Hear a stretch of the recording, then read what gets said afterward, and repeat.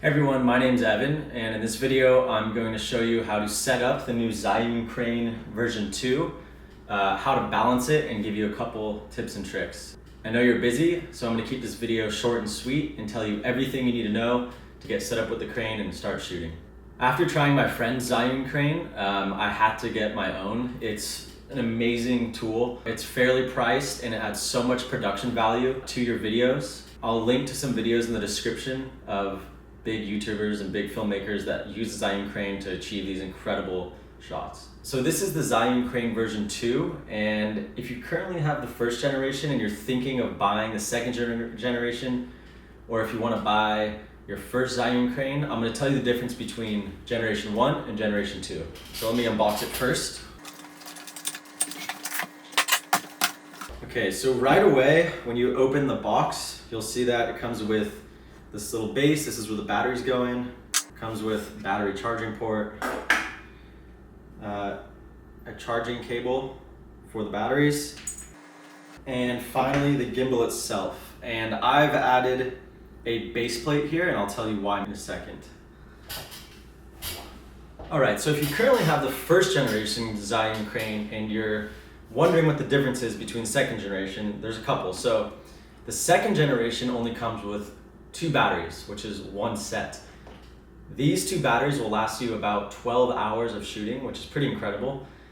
The first generation Zhiyun Crane comes with 2 sets of batteries for a total of 4 and gives you about 4 to 5 hours per set, so a total of 8 to 10 hours. The second difference is that the control panels have been added to the front right here. On the first generation, the zoom and whatnot are on the side. So this is much more convenient, makes much more sense. And finally, the second generation has a base plate that you can unscrew for a quick release, although I still prefer to put my own base plate on, and I'll tell you why. So the differences are subtle. Really the main difference is the battery life, which if you're shooting all day, it can be very important. In my opinion, if you already have the Zhiyun Crane 1, there's probably no need to update to the 2 for now. Okay, so now I'm going to show you how to balance the crane, and this is very important. Why is it important to balance the crane? Well, because the more balanced your camera is on the gimbal, the less the gimbal has to work, which means that your shots will be smoother, for starters, and second of all, you will use far less battery. There's one trick you should know about when balancing the gimbal, and that is to find the center of gravity on your camera. The best way to do this is to just feel it out and try to get a visual of where you think the center of gravity is. So obviously the center of gravity of the camera is not going to be here. If I were to try to balance this on my finger, it would go down. It's not here because it'll fall here. The center of gravity is going to be somewhere towards the middle of the camera and somewhere located up about in the middle of the camera. Generally kind of like where the mirror is in the camera is where the center of gravity is. Of course, if you have a longer lens, then the center of gravity will be moved out. And what you try to do is align the center of gravity of the camera over the center of this bottom plate and in line with the center of this. When you have the center of gravity of the camera perfectly in line with those 2 points, then your gimbal will be stabilized. So let me show you step by step exactly how to do that. Okay, to get your crane set up, it's very simple. You just take the bottom stand, put your batteries in like so. The minus sign goes towards the bottom, the plus sign towards the top, and then you screw it in. And the first thing you'll notice while screwing it in is that this is a very well-made product. It's completely manufactured in China, but it doesn't have that bad rap as a crappy sort of product. It's really quality made. It's made of some sort of metal. It's very lightweight. You can just tell by holding it that this is a really nice tool. It's not some cheap gimmicky thing, and professional filmmakers use this. Okay, so once the base is screwed on, you'll attach it to a tripod or some sort of stand. Mine didn't come with one. I've read that some do. So I just bought this one off Amazon, which I'll have a link to in the description below. And then I also bought 3 of the identical quick release plates. So these are really cheap plates. I also got these on Amazon, and I have 3 sets. I have one on this stand, one on the tripod that the camera is shooting on, and then one also on the gimbal. So that way I can quickly move my camera from a tripod to this stand, to this gimbal, and then also I can quickly release the gimbal from the stand. I'm just gonna get this out of the way. Okay, the first thing is to take your base plate that you bought off Amazon and attach it to the base plate of the Zhiyun Crane with this little screw that comes in the box with the crane. Okay, like that. And now, remember what I said, try to find the center of gravity of your camera. By the way, I shoot with the Sony a6500, which is what is being filmed on right now, so I'm just using my old Canon T2i for this demonstration. Try to think about the center of gravity going over the center of the crane, so like this. So first let's attach it. Let's make sure it's on there tight. Okay, so right away you can already see that it's really off balance. I mean, if I let go, it's completely off balance. So I'm just gonna make some really quick adjustments. When we've achieved balance, the camera should be able to stay in any position and you can leave it there and it'll stay. So this is clearly off balance. And the order we're gonna go in is doing this screw first, then this side screw second, then this bottom screw third. Okay, so step one is to try to just visualize the center of gravity camera and get it over the center. So clearly this is too far back because when I let go it falls back. So we're going to want to move this base plate a little bit forward. So just unscrew the base plate, slide it, slide it, slide it. Okay, that's pretty good. So I'm going to tighten the base plate.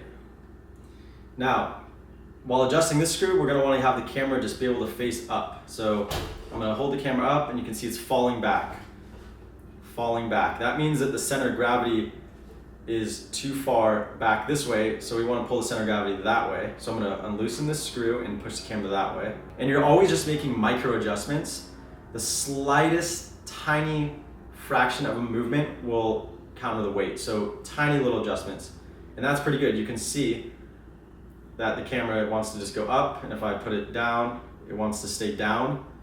So the first screw is already looking pretty good. And if this is frustrating, it will be frustrating. It's pretty hard the first couple times, but you will get the hang of it. Now the second one we want to adjust is this second screw in the back. And this obviously controls the tilt. So again, we want to get the center of gravity directly in line with this. So if I tilt, oh, it's already actually, okay, so it stays there, it doesn't stay there. So we need to move the center of gravity that way a little bit. Again, just micro adjustments. I moved it too much. So I want to go back that way just a tiny little bit.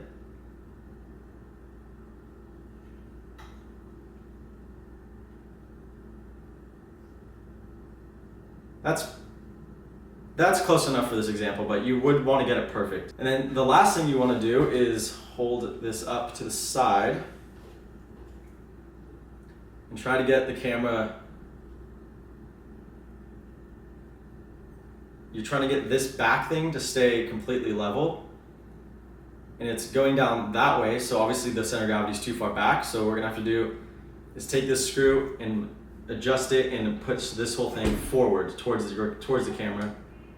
Again, micro adjustment. It's still going too far back.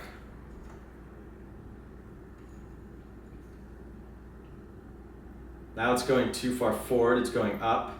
So I'm going to take this back towards me again.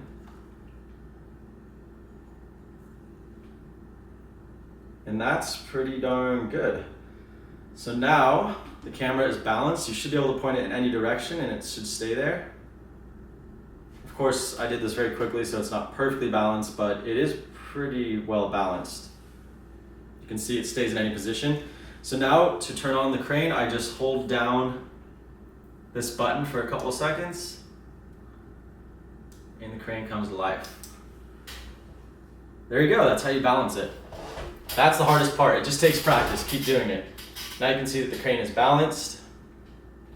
One of the things you should buy on Amazon in addition to the base and the quick release plates is the control cable. The Zhiyun Crane version 2 does not come with the control cable, but you can buy it on Amazon. It's like $15. There's a link in the description. And here it is. And you simply just pop open your HDMI port, connect it here, and then connect it with the port that is located right here. Before I go any further, I'd just like to ask you guys one favor. If you're enjoying this video and you find it useful, please like the video, subscribe to my channel, leave a comment below, and follow me on Instagram. That way we can keep up to date with all of the cool films that I'm hopefully going to be shooting with the Zhiyun Crane. Okay, so now that you have your crane set up, there's one tip that I highly recommend, and that is to make notes of where your balancing point is. So on the base plates and on all of the arms, there's little notches with numbers, and you can write down those numbers in your phone so that you can always remember exactly the right balancing numbers for your camera. So if you were to change lenses, let's say I were to put a zoom on, I would obviously have to rebalance the camera, and then I wanted to change back to this 50mm prime, the smaller lens, I would know from my notes exactly how to adjust the camera. So I don't have to fiddle around with balancing, I can just go to the exact numbers that are on the crane's arms. That's pretty much it for setting up the crane. If you're curious about the 3 different modes, I'll add a link in the description to a really good tutorial. There's no use in me making a tutorial for it because I found a tutorial that shows you exactly the 3 modes. So just follow that link in the description below. If you have any questions about the crane, just go ahead and leave me a comment in the comment section below. I respond to all of the comments.